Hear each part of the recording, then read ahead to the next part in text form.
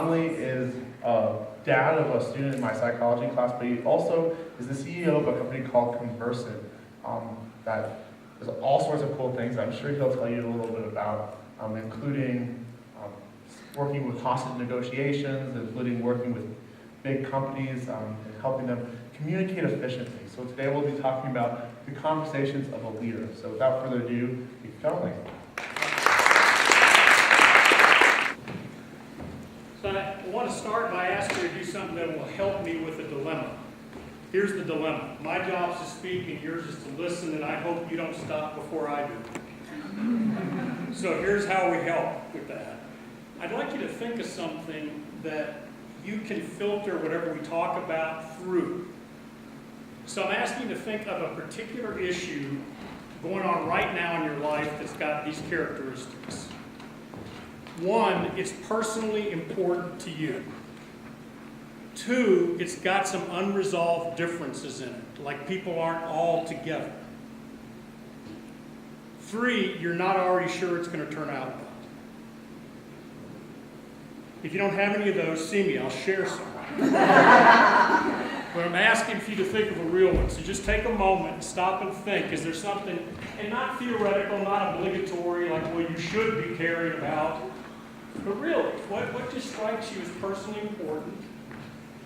It's got unresolved differences in it. You're not sure it's going to turn out well.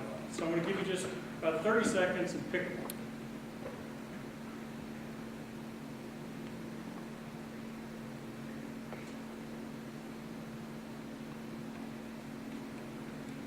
You have one?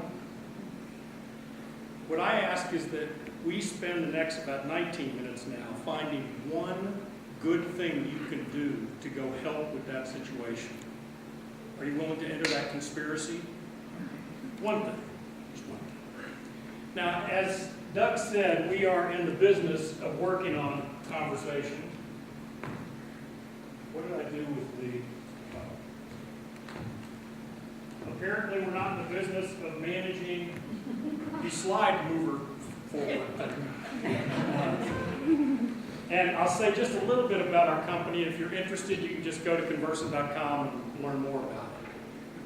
But we mainly work on issues of communication and how they affect coordinated action. I am of a different view than many people about communication. Many people think the test for communication is memory. So they test, say back to me what I said, so I see if whether or not I got it across and you remember it in a way that I'm happy. I say the test for communication is action. And as a leader, one of the primary things that you care about is the conversations and actions that occur after you leave the scene. Could you agree with that?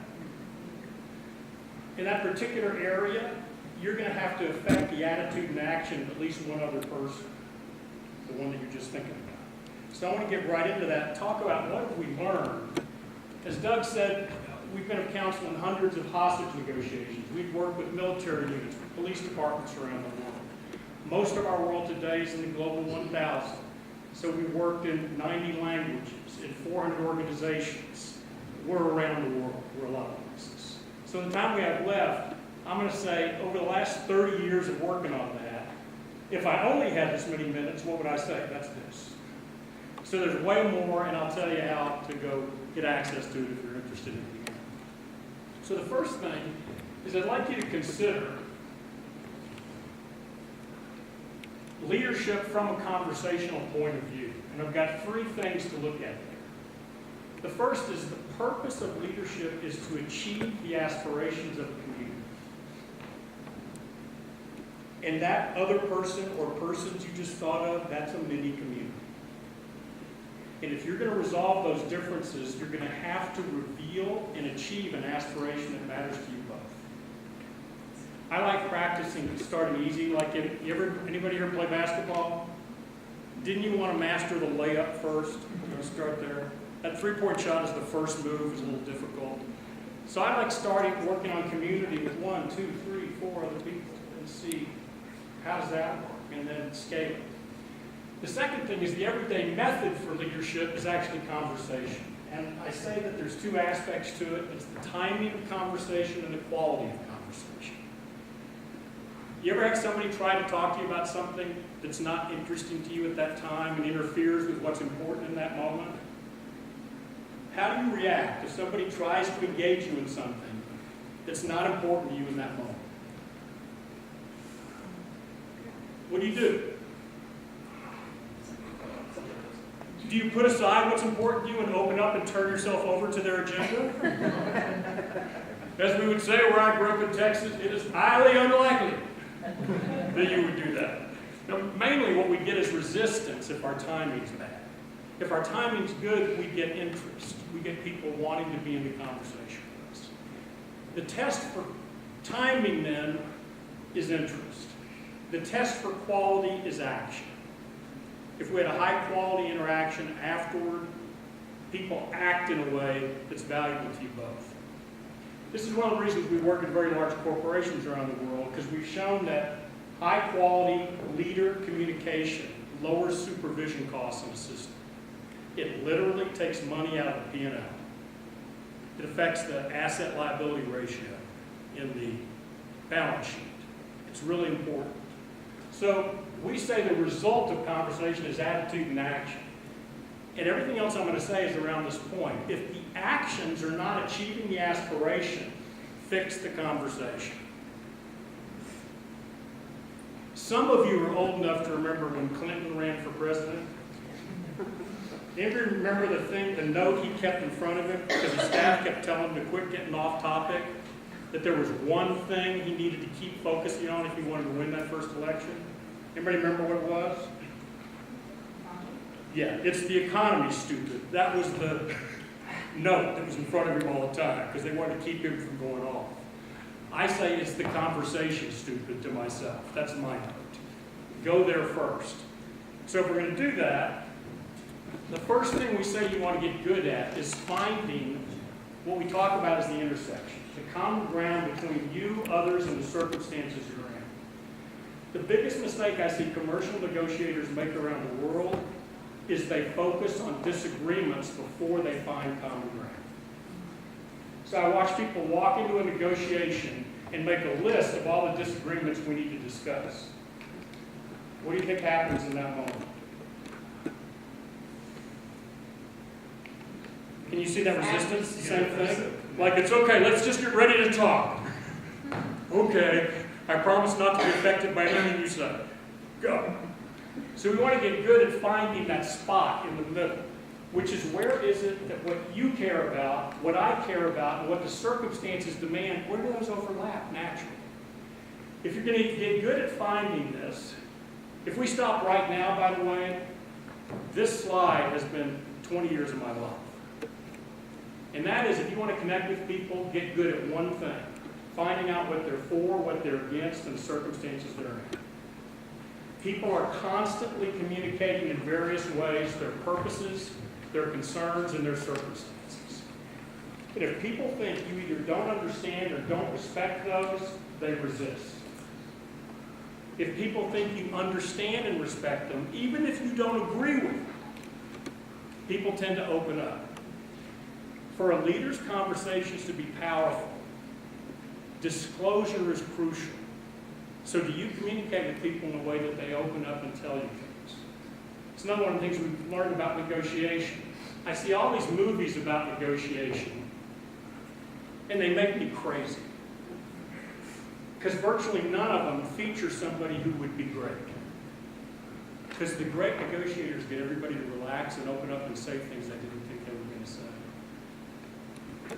Because the truth accelerates resolution. You can count. But if I don't respect what you're for, what you're against, and what you're in, you will not open up and disclose things to me. So that's why we think this is so crucial. Now, the problem is people understand that intellectually. So don't you agree that, you know, that person you're thinking about or persons, you have to take into account the facts that affect you both, right? And certainly, you're civil enough to want to take into account their point of view, don't you? And then there's yours. So this is where it goes off the rails. I was originally planning on being an attorney. And what they train you in law school is to be an advocate for a point of view, to be right and make others wrong, to be an artist of convincing. That's not what great communication is actually about. It's about finding that intersection, not convincing people to give up their arrow and take on mine. Because if we find that one spot, there's occasions for action that will actually have people continuing conversations that are at the intersection after they leave. And we say one of the great tests for the conversations of a leader is what people are saying after you're gone, when you're not on the scene. You ever been in a room with somebody who thinks of themselves as a leader? They leave, but what you're saying is something that they wish you weren't saying? Then I promise you they missed the intersection. And what we're talking about is the things we talk about when we don't trust that person's connection with us. Ram Charan, in his article in the Harvard Business Review, Conquering a Culture of Indecision, said, today, dialogue has become a basic unit of work. So we want to get good at this. What percentage of your day do you spend in some sort of conversation, whether it's Twitter, in person, on the phone, email? What percentage of your day? Can we at least say a whole bunch? Well, what if we just got 10% better at something we do 80% of the time? That'd be pretty good. And so that's what we want to take on.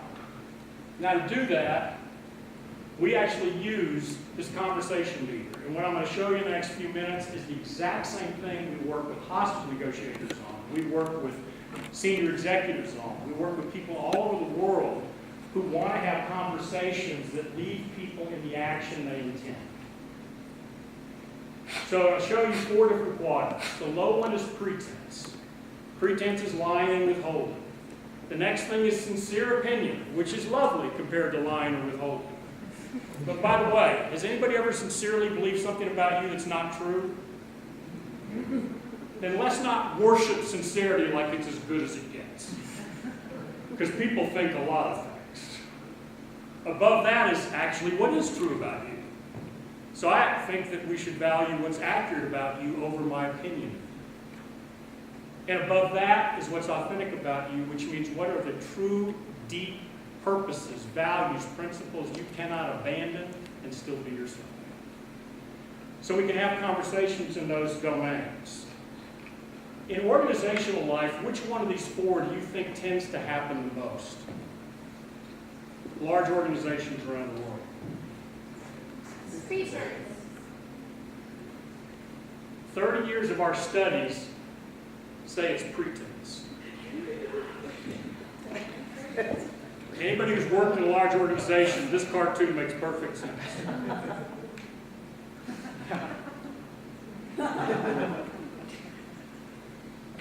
In 2012, there was a study commissioned by one of the larger research firms in the world that mainly looked at all of the Global 1000 firms that have operations in either Europe or the United States. Among the findings were 85% of the managers, now you're talking about people who are formally leaders, said there were things they were concerned about, they were afraid to honestly talk about. 85%. It's extraordinary. Because most pretense is not from evil, it's from work. I'm afraid if I say this, I can't cope with what will happen. Does that feel familiar? Anybody? So we want to have a lot of compassion for pretense. It's not about evil people, and I've been around those. That's a vast minority. It's mainly that we aren't good at telling the truth. So I want to look at how can you tell the truth in a way that you could free yourself from the worry that pretense tends to trigger in people because of what Martin Luther King said. We've been involved in a lot of debriefs around the world of some terrible things. I am old. So the first one I was in when I was much younger than now was Chernobyl. We're also deeply involved in challenges. Also in the BP Transocean mess in the Gulf. Every one of those, there were people who knew who didn't communicate. every one of them, one of the crucial findings is that the community, if you look at the community like a store of knowledge, the community knew. But we didn't say it. Now, one of the reasons we don't say it is because we're communicating like this instead of open. So this is the way a person communicates if they're afraid to speak open. This is from a real road in Texas. Do you think this is high quality work? This is what happens if I'm afraid of my boss. I can't communicate because I've been sincerely dominated by somebody else. So I'm still going to express myself. And this is how it happens. So one of the great problems in leadership is people tend to move from pretense to sincere opinion and think it's a big victory. It's better than pretense because you know what's on somebody's mind. But the problem with sincere arguments is position power almost always wins. And that doesn't even mean just formal position. They're a cultural position. And women in leadership know exactly what I'm talking about how much power you have to generate to just maintain any kind of common ground. Because the assumption goes the other direction. So we don't want to stop at sincere opinion. Between 1989 and 2007, there were 211 people in the United States released from long-term or death sentences because DNA evidence proved they could not have committed the crime. 77% of those were convicted based on sincere eyewitness testimony. That's why I'm glad somebody's saying what they honestly think, but that doesn't mean God's whispering in their ear. What's the speed at which people have an opinion? How quickly? Really fast, right? How long does it take for somebody to understand an important point you're making? Longer than that, right?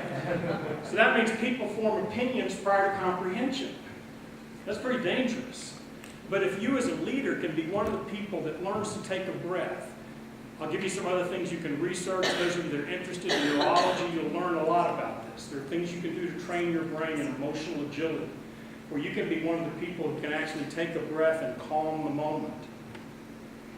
We say what gets you above 50 on the meter. It's changing the way that you listen. Because most people,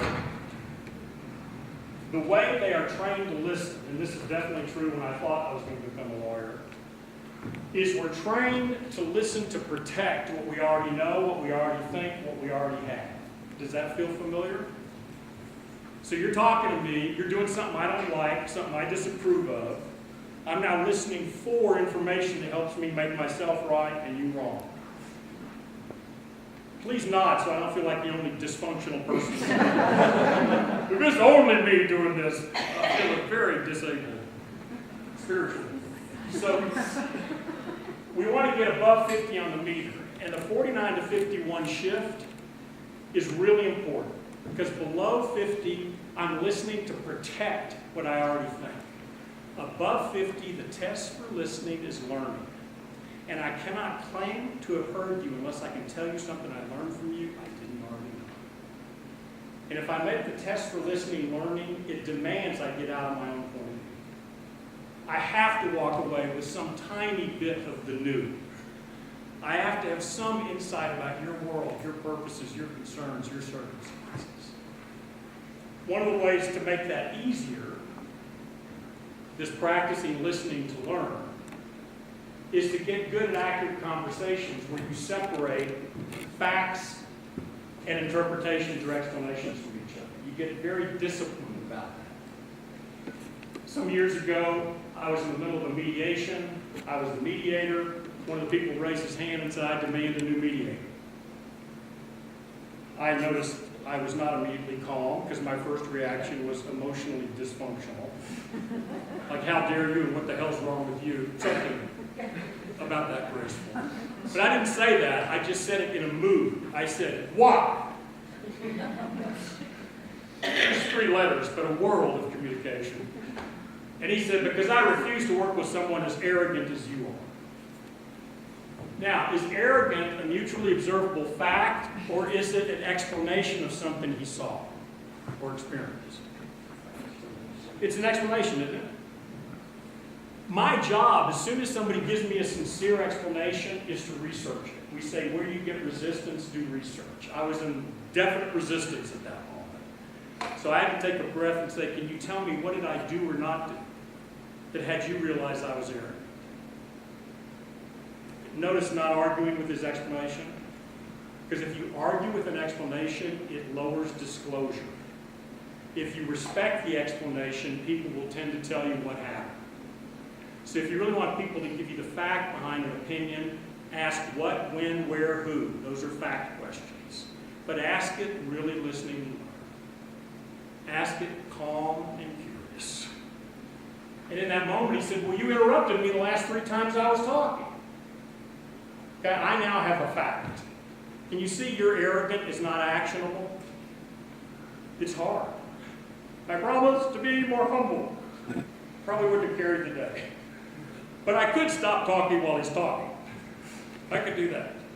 Now at that moment, I thought, uh-oh, you're in a hurry, which is terrible for a mediator because it triggers mirror neurons in everybody else's brain and they get in a hurry. But do you think it would have been useful for me to tell him, you're wrong, I'm not arrogant, I'm just in a hurry? No, not at the intersection, right? Doesn't fit with what's important to him in that moment. So I just said, I apologize. Can we summarize the positions again? And at the end of that time, you're not satisfied, you've been fully heard, I'll do everything I can to get another meeting.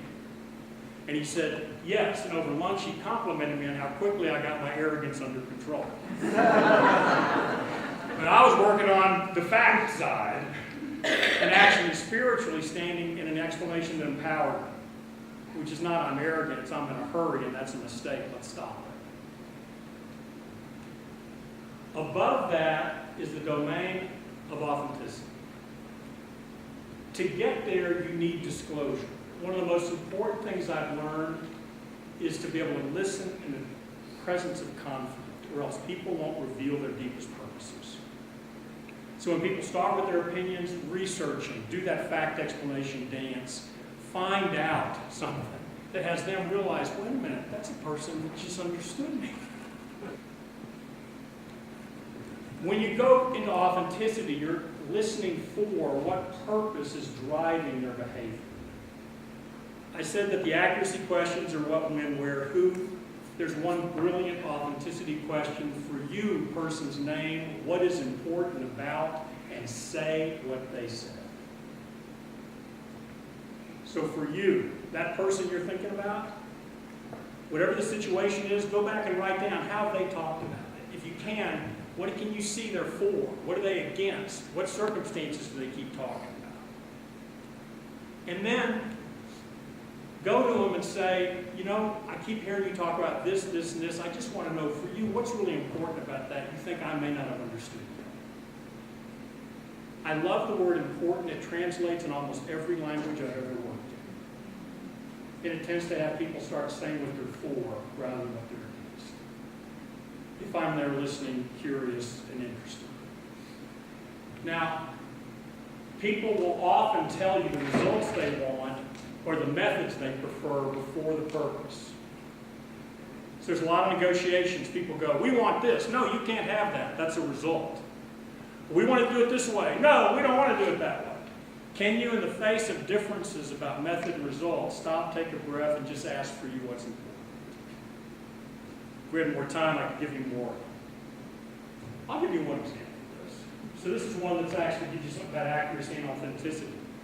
My children both have attended school here. Guy Connonly is a senior now, and Emma Rose Connolly is now junior at CU, and she graduated from here too. So this is an old story, because it's when Emma Rose was about 3.5 years old.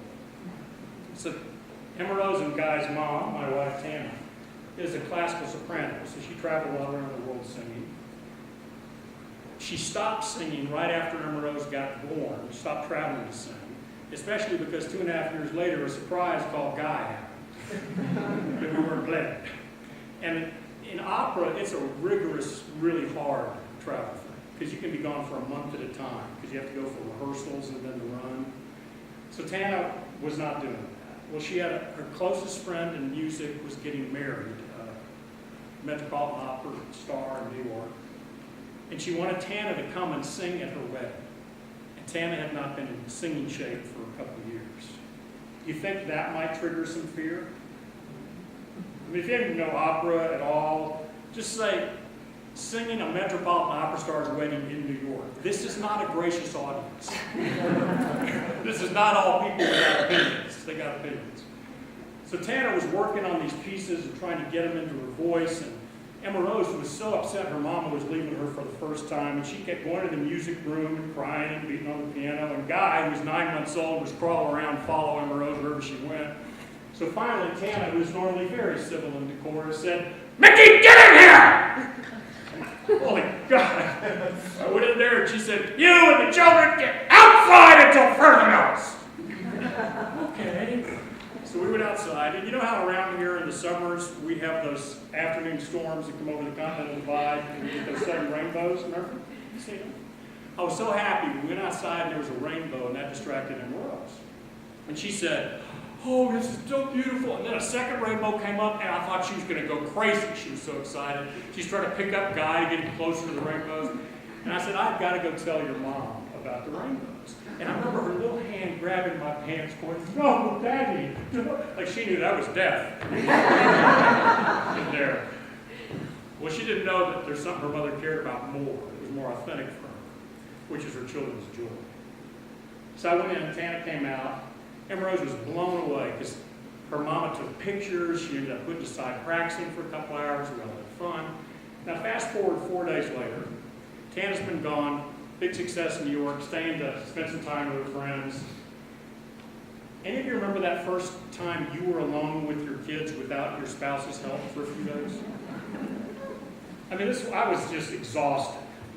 And I'm trying to get things away on the to-do list I thought I had over the phone. Emma Rose walks in the room while I'm holding the screaming baby Guy and pours the contents of her juice glass on the most expensive piece of furniture we have. I had a sincere reaction. And I remember hanging up the phone and going, "If you want to get my attention, that's not a good way to do it." Now, can you see, I immediately, sincerely believe this is about her trying to get my attention. You see that? Do you think that connects with her at all? No, that's authority dominating. It shuts her down. So then she starts crying, and I give her a timeout, tell her she has to go to her room. I hope that most times I don't take so long to come to my senses, but I hadn't been sleeping. So I'm walking away from her room, hearing her sob, and I thought, I wonder what had her pour juice on that big chair. So I went back and I said, "Emma Rose, I'm so sorry, sweetheart. I made everything worse. I don't even know. What had you pour juice on the chair?" She said, "It wasn't juice. It was water." We're now entering this domain of accuracy. And I said, "Well, what had you poured on the chair?" "I didn't pour it on the chair. I poured it on the sunbeam." I said, "What?" She said, "Well, the sun was coming in through the window, and you told me the way rainbows get made is when the light hits the rain in the sky. And I thought that if I poured water on that sunbeam, it would make a rainbow, and that would make my mama come home." Okay, how many guesses do you think I would have had to come up with that? So the punchline to this is, if you want to play above 50, the game is voracious training your curiosity to be there to discover the unexpected. Be there knowing you don't know. Be there ready to be stunned. Because when that happens, you begin to see intersections that are deeper and richer. You begin to see, like, I don't agree with the method called wet chair. I think the result, Mama's suddenly home from New York, unlikely. Can I join her in the purpose? I mean, if that would work, I'm bringing a hose in the house. You know, we could.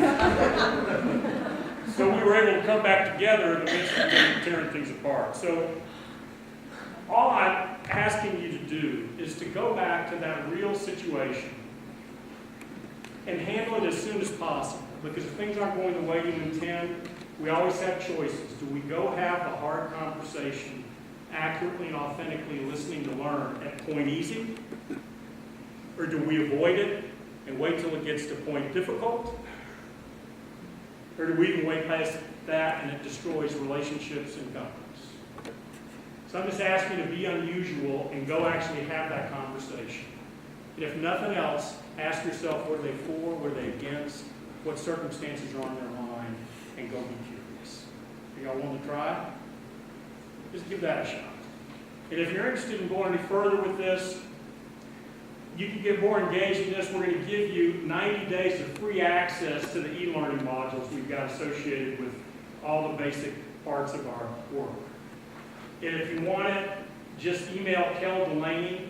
So it's kdelaney@conversion.com. Just put Longmont Lead. You could just say Doug, since he's so famous. But try Longmont Lead. And he'll send you a link for it. Plus, he'll send you slides from there. So if you're interested in that. So everybody, thank you very, very much. I really appreciate that it's late in the evening. And I just ask that you go listen to learn and see what happens.